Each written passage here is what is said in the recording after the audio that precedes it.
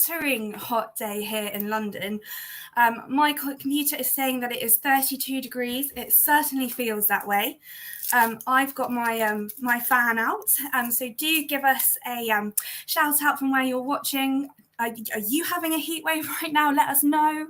So yes, end of the week, and we all know what that means. It's Fridays Live, so welcome, and thanks so much for tuning in today.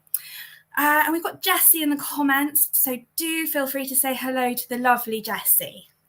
Welcome, William. Hi there. On holiday in Bournemouth by the beach. Welcome, welcome, welcome. Before we get started today, just have a shout out from Ellie. Now, she is looking for some participants for a very special trial to try out a new feature before it goes live on Findmypast. So if you are interested in taking part in the trial, please do email the discoveries@findmypast.com email with your registered Findmypast email address. We see more people joining us today. Hello, hello. Hello, Daphne. Hello, Anya, Claudia and Fife. We'll send some sun your way. We'll send some sunshine up to Scotland. It's needed. I'm very warm and very red. Hello, everyone. Okay. So what have we got on the menu today? Well, we've got our new records, as per usual. And we're going to take a look at the world of fashion. And that reminds me of our question of the week, which we will come back to, which is if you could bring back a fashion from the past, what would it be and why? We'll come back to that in a second. And then we'll be looking finally at our international newspapers. So a lot to look forward to today. Oh, yes. Sorry, Matthew. I will just go over Ellie's request. Ellie has asked that if you are interested in trialling a new feature on the site before it goes live, please do email her with your registered email address, and that's discoveries@findmypast.com. So without any further ado, let's get cracking with our new records of the week. So we've got a feast of new records for you this week. We've got new baptisms and new marriages from St. Vincent and the Grenadines. We've got British naturalizations from 1844 all the way through to 1990, as well as the Norfolk Churchyard Graves and Memorial collections, which is great. We've got photographs with this one. It's a very exciting set. And on the newspaper side of life, you know me, I have to mention the newspapers. We've got significant updates to the Glamorgan Gazette and the wonderful Cambridge Daily News. So just seeing sunny, we've got sunshine, we've got a Scorchio Warrington. It's warm. I might have to fan myself throughout. Please bear with. Rightio. So let's have a look at our first record of the week, which comes from St. Vincent. And so St. Vincent and the Grenadines and St. George's Parish in Kingstown. So these baptisms are historic. They cover the years 1765 to 1820. And just some background to these records. They cover St. George's, which is an Anglican parish in the town of Kingstown, which is the capital of St. Vincent and the Grenadines. So it is actually the most populous parish in St. Vincent. And these records begin in 1765, and this was a few years after St. Vincent was ceded by the French to the British. So in these earlier records, you can see French names popping up. So what can these records tell you? Well, you've got your date of baptism, the name of the person baptized, name of the parents. And other information can also include date of birth, the occupation of the father and the mother, and residence, if not in Kingstown. And also this set reveals some key social signifiers. This period in history, it's a very stratified social hierarchy. So your elite men in this set, they were given the suffix Esquire. If you're slightly lower down the food chain, you were given the title of Mr. And meanwhile, this is a key set for Black history research. We find records of adult enslaved persons being baptized alongside the names of their enslavers. So this is a very moving set as well. So you will find that very specific information from the time that's used to describe the enslaved and Black population, whether Black or mixed race, or whether they are enslaved or not. So I pulled out an example from 1784 to show you. And this is the baptism of Rosette Telfer on the 27th of December, 1784. And we can see that her social status is enslaved. She has been born to an enslaved woman named Pemba. So she is given as mixed race as well, her race is described, as well as the name of her enslaver, Mrs. Rossington. So this is an incredibly moving document. It raises so many questions. It's almost sort of impossible to imagine within these lines the stories of human suffering that this record set presents us with. And now on to marriages, and they cover the same time periods for St George's marriages in Kingstown. The marriage index will provide the name of the bride and the groom, residence if outside of the parish, as well as the date of the marriage. And we can see these same signifiers of race and social class. And we found the one marriage in this collection that was explicitly stated to have been between a white groom and a black woman. And this was the only one that we could find. And this was of John Cleary and Anne Brown, their marriage from 1815. So in the original record, their races have been underlined by the clerk. And also this set is an interesting one for those with an interest in military records, with any military ancestors who might have travelled to St Vincent. Various army corps were stationed on St Vincent during this time, so you will find marriages of soldiers and the baptisms of their children. And you can also use keyword search in this set to search for a variety of different terms. So you can search for widow, you can search for esquire, but you can also search for the name of the particular regiment. So I have gone for my optional keyword here of 90th to find the 90th Regiment, which surfaced a marriage record here of Anne Charles, who was a spinster, and Albert Doughton on the 22nd of April 1813. So Albert Doughton is described as a squire, so he's marked as that higher social class, and he belongs to the 90th Regiment. And the 90th Regiment were stationed on St Vincent between 1806 and 1814. Okay, so quick break from our new records of the week. We will talk more about naturalizations and Norfolk records. And question of the week, it's a bit different this week. If you could bring back a fashion from the past in today, what would it be and why? So, Karen, thank you. Let's see what Karen thinks. Today, I would like fashions of perhaps caveman's are so hot. Other times would have loved 1920 styles, looking at grandmother's wedding dresses. I absolutely love the 1920s, the flapper look. That was such a revolutionary era in fashion. Our grandmothers, our great grandmothers wearing those shorter skirts, shorter dresses. They were true revolutionaries. I like that suggestion. I've got William here with his thoughts on the question of the week. Whilst this fashion hasn't really gone, it is almost gone. I'd reintroduce the Victorian era fashions, as new fashions seem to change rather quickly. And any new buildings break within a few years, but all the Victorian ones are still as good as what they were originally. It's a good point. It's hard to keep up. It's hard to keep up with all the changes in fashions. And something I find quite amusing is that I grew up I was a teenager in the early 2000s, and the young people today are all dressing like that. And I've sort of left that behind. And why do we have to bring fashion around in such a, such a small cycle? Let's go back to Victoriana. Well, thank you. Matthew.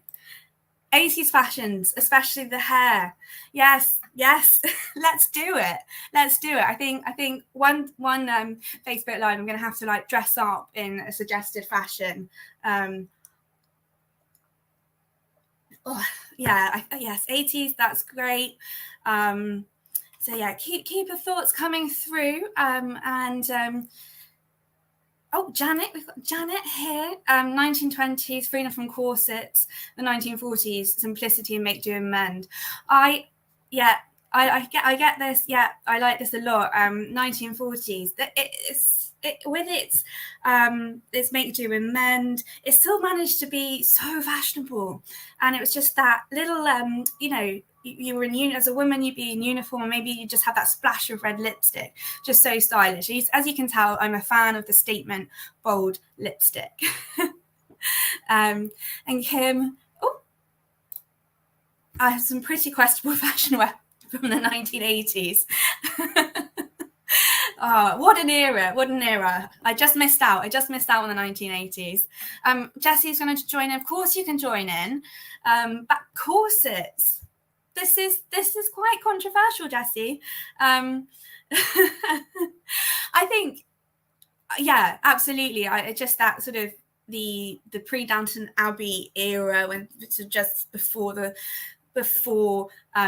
1920s, there is something to be said about those gowns. They are something absolutely out on another planet, really. But then I think about all the other things, like the hobble skirt, where you couldn't really walk in, the bustle that you couldn't really sit down in. So I'm not sure if we're on the same page there, Jessie.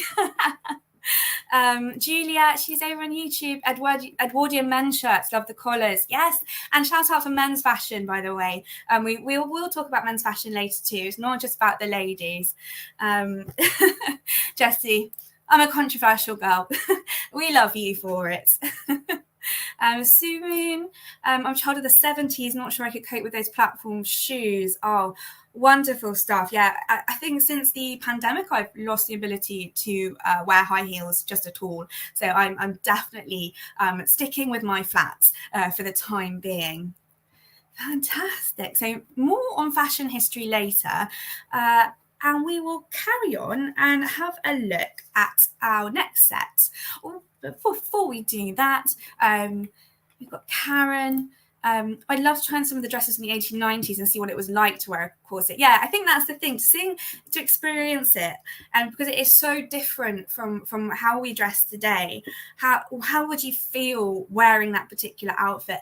And also, wearing these clothes to the past, would you feel more connected to your ancestors, to those who went before you, that was how they dressed, or how they aspired to dress? I think that's sort of a really interesting connection. Okay, so next up, British naturalizations. This is a great set. What are naturalizations, though, first and foremost? So naturalization is the legal process by which somebody changes their nationality. Now, this set runs from 1844 onwards, and before 1844, naturalisation could only be granted by an Act of Parliament. So, as you can imagine, it was a very expensive process. It was a very lengthy one. But after 1844, naturalisation could be granted by the Home Office. So that really changed everything. It became more accessible.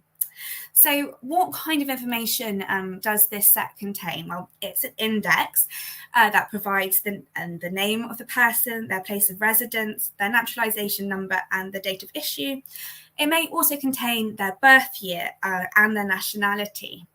So I had a browse through this set, and it's quite an unusual one. I was quite proud when I found this one. So this is a naturalisation record from the 22nd of April 1970, and the surname is Bulsara, and this particular person, Bomi Bulsara, lived in Feltham, and I wonder if anybody recognises that surname.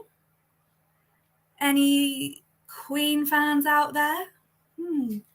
So this is the naturalisation record of Freddie Mercury's parents, who fled from Zanzibar in the 1960s, and this is their record of naturalisation. Oh, Jen, I just spotted. Yeah, Matthew's right. He's on the money. Freddie Mercury, indeed. It's quite lovely to have that element of pop culture on Findmypast, because quite often we don't think we have sort of that modern material, but we do, and it's there, and it's wonderful in this set. But Anya's she's going back beyond pop culture. Viking age tortoise shell brooches and beads. I think women's clothing worn then is the only thing that might tempt me out to jeans and a band shirt. Yeah, I love that. Wonderful stuff. That's really thinking outside of the box there for the fashion. So thank you, Anya, for that. Okay, moving on from our naturalizations and Freddie Mercury, our Norfolk Churchyard Graves and Memorial Transcriptions collection. So this is our final new collection of the week. It's a very special one, and this set has been made possible. We're going to give her a shout out. The tireless work of Louise Cocker, who's made it her mission to photograph all of the graves in her home county of Norfolk. So thanks to Lou, we now have over 200,000 records and photographs of graves from across Norfolk. So just like this one here, it's a remarkable piece of work. We are so grateful for Lou for making this happen for us. Oh, Lou, she's there. Thank you. You're with us. I didn't know you were with us today. Really, this set is just so wonderful. I was browsing through it during the week, and your tireless work. So yeah, keep it up. We're delighted to see it with us. Alongside these wonderful photographs, it contains, we've got the name of the person on the transcript, their death year, the age at death, the birth year, and the cemetery, and the place where they're buried. So I love this set because it really transports you to the cemetery. I'm a bit morbid. I do really love a cemetery. Grew up next to a cemetery. So I don't know, it always transports me back home. But it's just that wonderful sense. You can really feel the age of something, and looking at this headstone here, the weathering and the moss and the sense of age. It's just wonderful. So this example is a headstone belonging to Rose Musset, the relic or the widow of John Musset, and she died in February the 17th, 1788 at the age of 60, and her grave is found at the cemetery at Clay. So really there's something just so profound about seeing an ancestor's a gravestone, and especially if you can't get to the cemetery yourself, if you are on the other side of the world, for example, it's just amazing to be able to see that. So Lou, she's with us today. Thank you so much for all of your work. And yeah, that's great. Thank you so much. Do give this record set an explore. It really is a wonderful one. Okay. So, from gravestones to something completely different. We've touched on it already. We're talking about what fashions we would bring back in. And myself, I don't know. I haven't. I'm a big sort of 1950s fashion fan, sort of the big, sort of the ball gowns, not very practical for everyday use. But no, I just love that aesthetic. Okay, so fashion on Findmypast. Now, do we have fashion records? How can this help us understanding our history? Let's find out. So I've chosen this subject today because I think fashion is a really important part of imagining the past, helping to conjure up those stories of our ancestors and our relatives.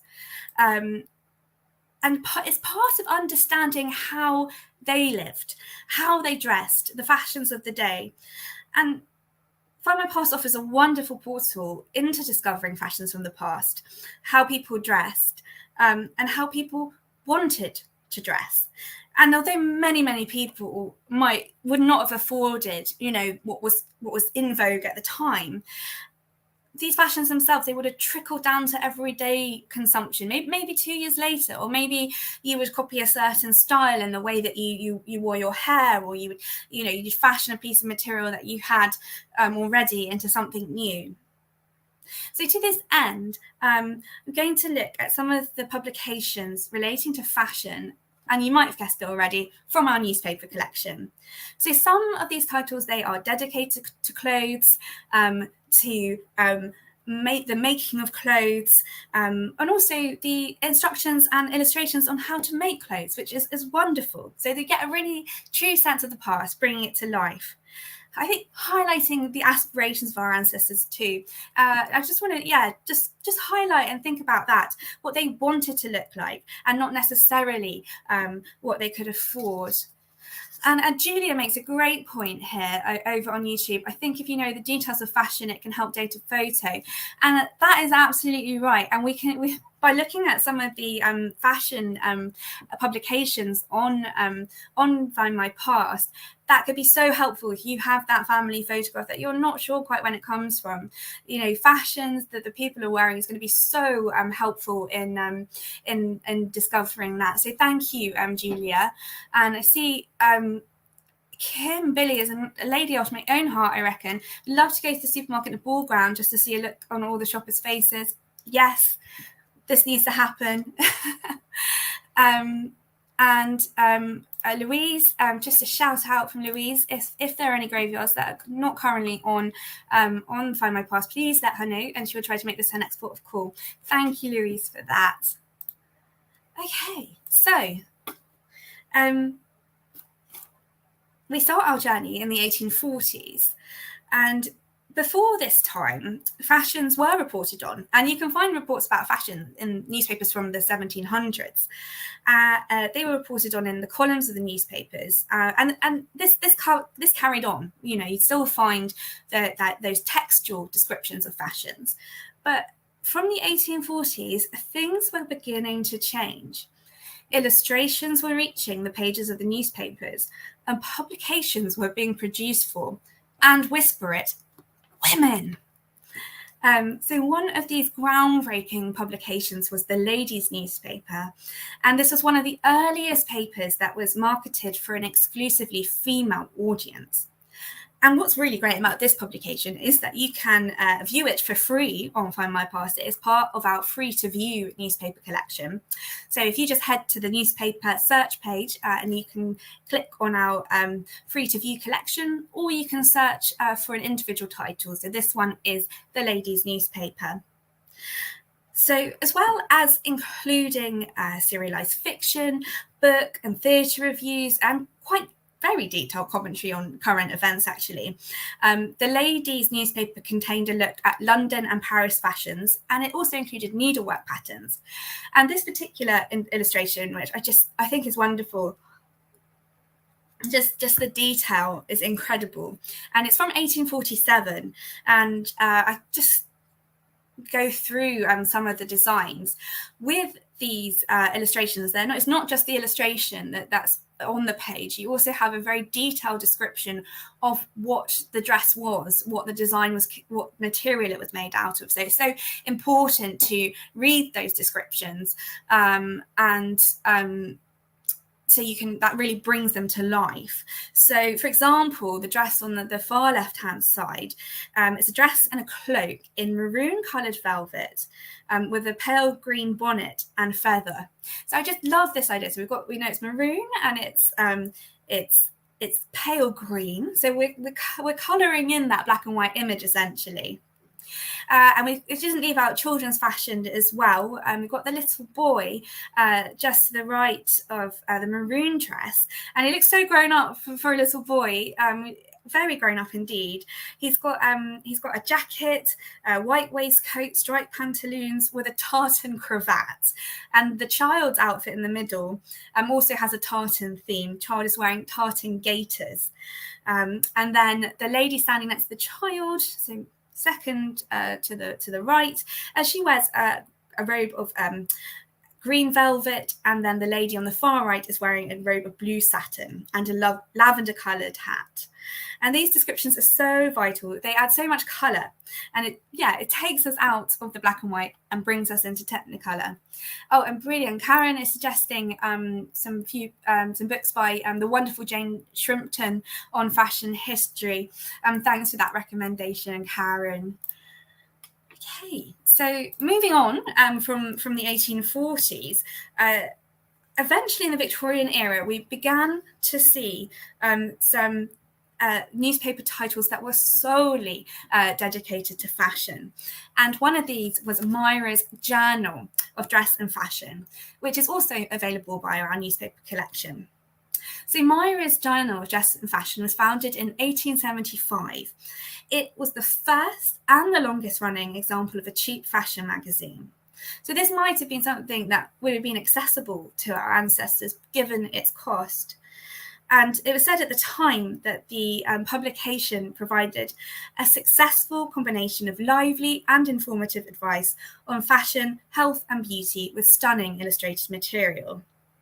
So Myra's Journal would generally showcase fashion reports from Paris alongside large fashion plates, as well as, and this is the bit that I love, patterns and instructions for the making of garments. And I'm no seamstress myself, but I wonder if there's anybody out there who would have a browse through these pages and maybe reconstruct something, one of the outfits, one of the garments that's in it. I might just learn to sew so I can do that myself. So yeah, as I said, this could have been something that your ancestor may well have picked up and had a browse through to inspire themselves. And Jessie's asking a very important question, that should she turn up into the office dressed like the models on the previous slide? Let me go back. I think so, Jessie. I think so. That's a challenge. That is a challenge for you, if you choose to accept it, of course. Okay, so just look at some lovely more examples from Myra's Journal of Dress and Fashion. It was really hard to limit this to just a few images, but I wanted to just give a sample of a flavour of all the illustrations that these wonderful fashion titles contain. So this particular print highlights some headwear fashions from 1879, and I think that's something that has definitely fallen out of fashion. Is hats. We don't generally wear them anymore. For the weddings, but in the Victorian times, and of course beyond, people wore hats all of the time to go outdoors. You needed to wear your hat, and so that, I guess, that is something that has changed greatly. And I love a hat, actually, I have to say. So these examples of hats, these were sort of ready to wear, essentially, who go out and buy them. And on the left, there's a black straw bonnet, and this was more at the affordable end of the spectrum. And in the middle, there is another black straw hat, but this is slightly fancier. It has pale rose gauze rosebuds with rose satin strings, so a bit more luxurious there. And then the one on the far right is the most expensive of the trio. That cost £3, and that particular straw hat was lined with velvet. And you can find connections to your ancestors, I think, even through these fashion pages. I had relatives who made straw bonnets, who were straw platters themselves, in Buckinghamshire and Bedfordshire. So I wonder if some of their work would have ended up somehow in these pages in some kind of way. So, for example, so the hat on the left, that cost 38 shillings. So that was on the more affordable spectrum. But again, you'd be taking your cues from these magazines. Maybe you'd be adding some little pink rosebuds onto your bonnet just to freshen it up a little. And as I was talking about before, you get a wonderful opportunity to make your own, to go away and to sew your own clothes. And this particular page is from June 1893, and it's giving instructions on underclothing and how to make it. And so articles like this would give you instructions as to how a garment should be made, providing diagrams and patterns so that people can make their own clothes from these pages. So again, this is a wonderful slice of social history, revealing how people went about making their clothes. Such a sort of different atmosphere to today, where we have our fast fashion. Not many of us are actually making our own clothes. Just that dedication to how one would look back then. It really does make one think, and those contrasts between then and now. And we haven't neglected the men either. Important. Male fashion, mustn't neglect it. Our newspaper collection also contains the tailor and cutter. And this publication actually predates Myra's journal. It was founded in 1866, and it was originally founded in Scotland by John Williamson, a tailor. And Williamson, he moved to London that very same year, and he continued to publish the Tailor and Cotter. So this is more of an occupational newspaper. With Myra's, it was much more for general public consumption, but this particular newspaper was aimed at those who worked as tailors and cutters, but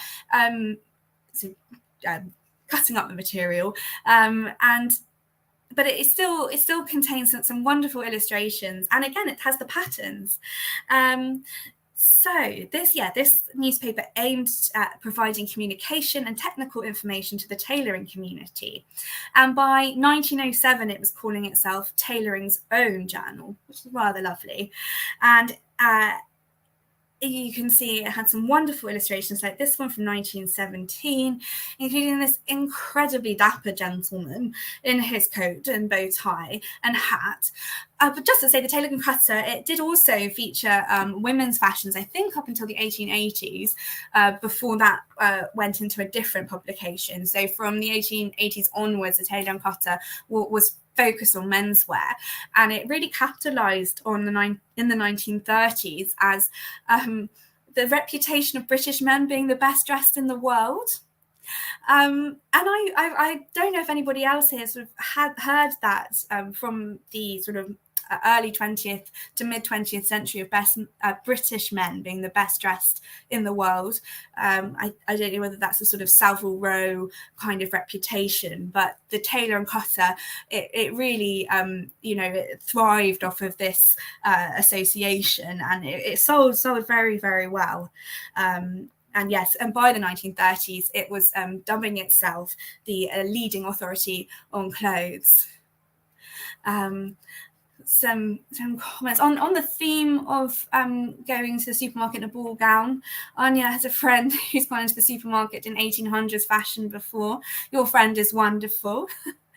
And we've got Tony over on YouTube talking about the decoration and the embroidery added to the very complicated garment pattern is surprising considering everything was sewn by hand, so time consuming. Yeah, I hadn't thought about that. Not only are you sewing it, you're decorating it. There's so literally so many layers there. Thank you, Tony.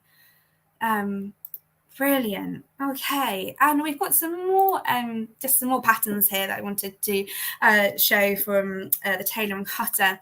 This from 1917. On the left is a gent's fashionable frock coat, and on the right is a gent's dress coat. So it's all to be the smartest, most well-dressed man in the world, apparently, according at least to this magazine, that British men were the best dressed in the world.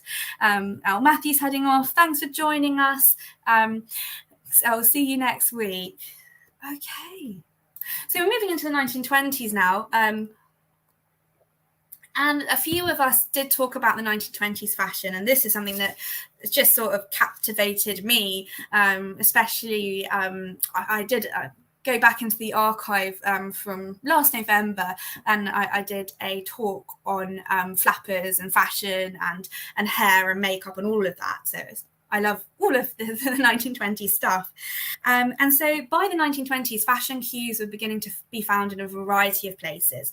So we've got the columns of regional newspapers, we've got the national newspapers like the Daily Mirror. Incidentally, the Daily Mirror was actually founded as a newspaper for women.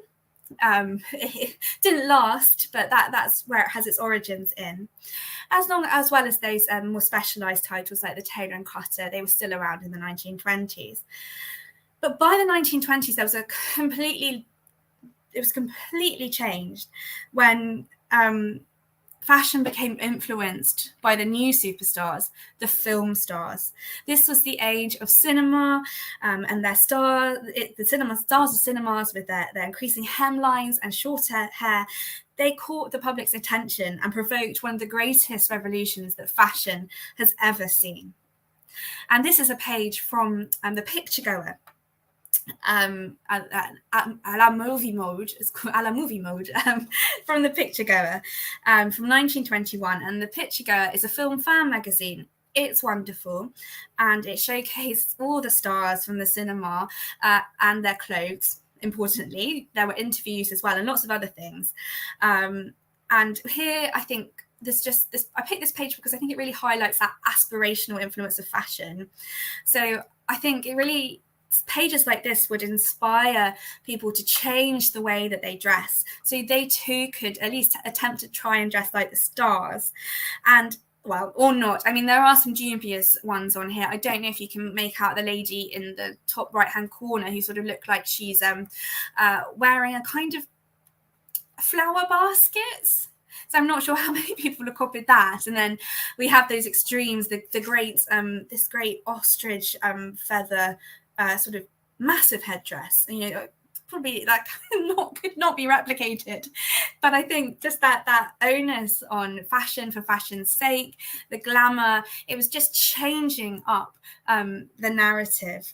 And also, I'm just so excited to say exclusively that we're going to have more issues of the Picture Goer coming up on Findmypast at some point in the future. So at the moment, we've got some pages from the early 1920s, but we will be seeing more.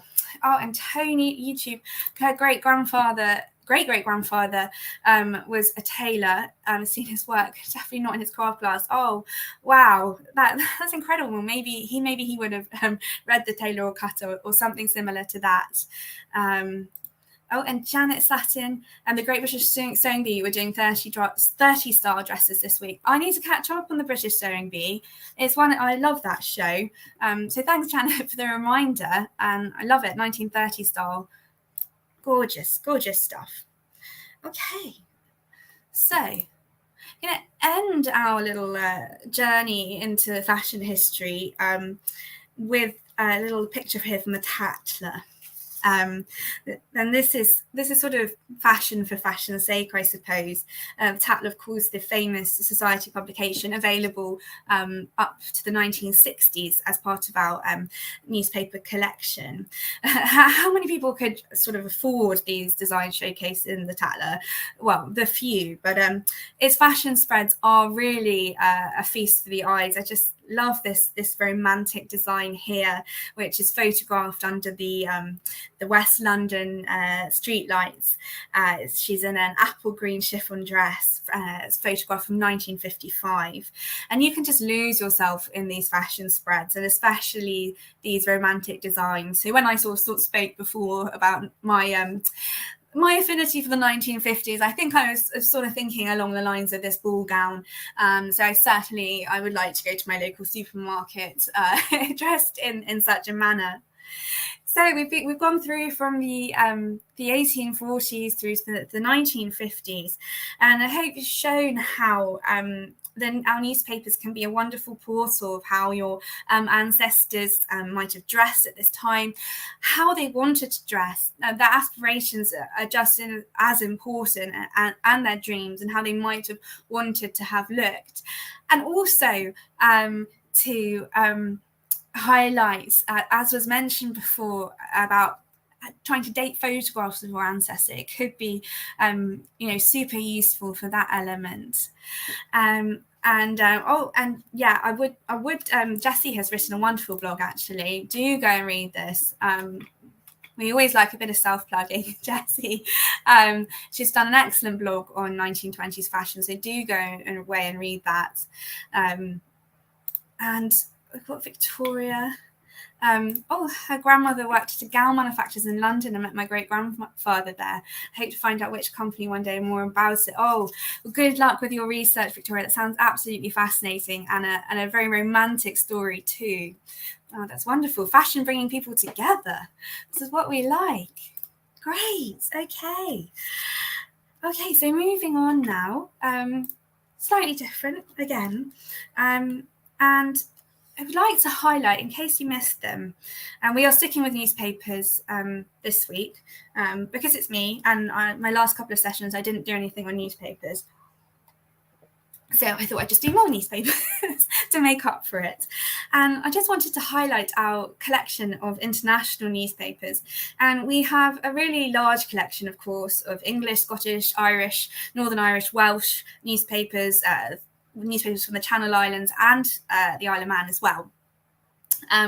But did you know that we hold newspapers from beyond British shores as well? So at the moment, we have over 20 international titles, and they span over 1 million. They span over 1 million pages. So this is a growing collection. We're not stopping at 20 newspaper titles, and we're not stopping at 1 million pages. And I can just give you an exclusive. We do have new international newspapers joining Findmypast next week. So watch out for new titles from St. Lucia, Trinidad and Tobago, Dominica, and Jamaica. It's very exciting. And you heard it here first. Okay, so our international titles are taken mainly from the British Commonwealth. And what they do is they tell the often very confronting story of the British Empire. And if you had ancestors from these places, or ancestors who travelled to these places, they really do represent a fascinating record. So they cover countries that are in the Caribbean, more on the way, as I mentioned before, from Central America. We also have newspapers from Canada, New Zealand, Pakistan, India, and Hong Kong. And I see William's got a question there about the China newspapers. We do have one newspaper from China I will talk about in a second. That is the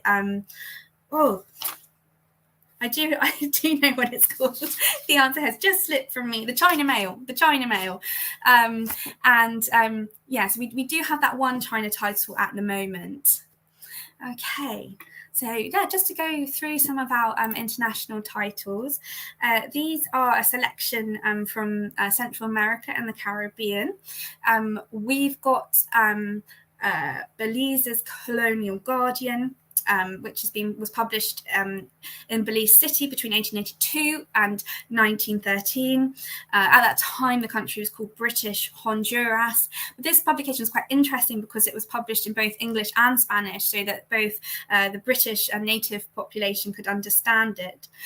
We have the St. Christopher's Gazette, which is one of our oldest international titles that was founded as early as 1771. And the Jamaica Mercury, that later became the Royal Gazette of Jamaica.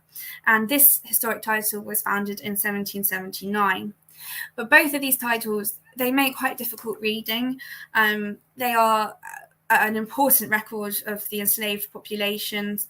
They contain confronting adverts for those enslaved persons who would run away, reducing them to just their descriptions of race. It's difficult reading for sure.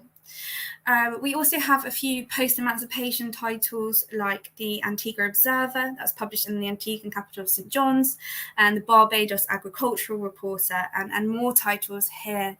So just seeing some questions here. Trinidad and Tobago, Jamaica. Well, these are our titles generally span the late 1800s into the early 1900s. And a question for Claire: are there any Australian newspapers? Not at the moment. We just have one New Zealand newspaper. We do have a couple of titles, however, that were published in London that were about Australia. They're still quite fascinating with details of how you would emigrate to Australia, letters from people who had emigrated to Australia. So they are very worth exploring. But yeah, do always, with our newspapers, we are relentlessly adding more and more and more. So always do keep your eyes peeled. It is a growing collection we're very, very proud of. And we've got some titles from India and Pakistan. We've got the Bombay Gazette, this is the first English language newspaper to be published in Bombay, now Mumbai. We have got The Voice of India too, which is a really, really interesting read. This stood out from newspapers at the time.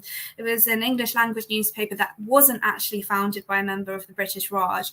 It was founded by Indian scholar Dahabdai Naroji, and he became the first Asian MP to sit in the Houses of Parliament in the 1890s. A remarkable figure there. And just to highlight the Civil and Military Gazette that was published in Lahore, and it was actually the first workplace of Rudyard Kipling.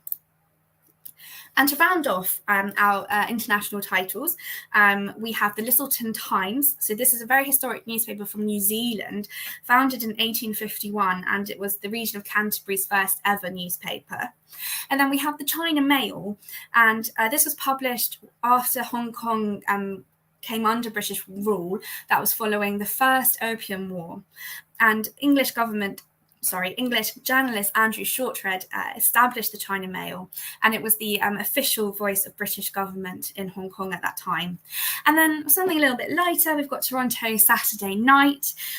This was a weekly Canadian magazine in a newspaper format. It's got some great illustrations, and it's a sort of tales of who's who, that kind of thing, and that sits along a few other Canadian titles. So as I have touched upon, our Caribbean newspapers provide a stark record of the enslaved population at the time. And enslaved people were most often reported on at this time in our early Caribbean titles in the context of runaways, so those who had escaped their enslavers. And quite often, such people who escaped, they would end up in the workhouses, and their fate was then reported on by the newspapers of the time. And there's this account that I came across from the Royal Jamaica Gazette from January 1828. And just to point out that our the Royal Jamaica Gazette does belong to our Free to View collection. And this particular workhouse was called St. Thomas's in the Vale, and there's a list of people in the workhouse and what happened to them, including those who said they were free, but they had no way to prove it. And we found the record of Frances Christian, and she's 4 feet 8 inches, and she's described as Creole. So that's sort of any person of a French or Spanish background and African descent, born in the West Indies. So again, this language from the time is outdated, not what we would use today. And Frances is being sent back to her enslaver, Catherine Moldrop, at the Harmony Estate Hall in Vere. And these dark lines just below so much suffering. And yet, we can read Frances's name here and the names of the others here and remember her. And, I think that's just such an important historical document. And I turned to the newspapers to find out a little bit more about Frances and the Harmony Hall estate in Vere, and I found mentions of it in our newspapers, and we can see mentions of it in 1811 when William, they call him a man boy, was sent to Harmony Hall. And that's the vicious irony of that name, Harmony Hall. I think can't imagine a less harmonious place. I really can't. And Lloyd, a very important question. And where do we look for Caribbean newspapers in the regular sections of FMP on the newspaper sections? Lloyd, if you head to our newspaper section and you can search by place, and you can just type in Jamaica or St. Kitts, whichever location. So just head to our newspaper section to find these newspapers. I found another reference to the Harmony Hall estate from 1781, and it describes Sally's enslavement to Mackenzie of Harmony Hall in Vere, Jamaica, with her son called York, who was about 7. So again, it's just to have these names of these enslaved people in our newspaper pages. It's such an important record, and a privilege to be able to read them. But what's a Frances Christian? I had a look through our collection of Church of England parish baptisms for Jamaica, and I found 2 Francis Christians that fit the timescale of the newspaper report from 1828. First, there is the baptism of Frances Christian, belonging to Harmony Hall Estate, from February 1811. And she was baptised along 5 others who belonged to Harmony Hall Estate, the property of Peter Mackenzie. And you'll recognise that Mackenzie name from the report from 1781. So this particular plantation must have been owned by the Mackenzie family. Then there was another baptism for another Francis Christian in 1798, who was described as a slave at Morantz, and she was baptised on the 30th of January 1798. So I'm thinking it's probably the first Francis Christian from 1811 that ties her to the Harmony Hall Estate where she was taken to in 1828. So I'm thinking that could be a fit. She'd been about 17, so a young woman then.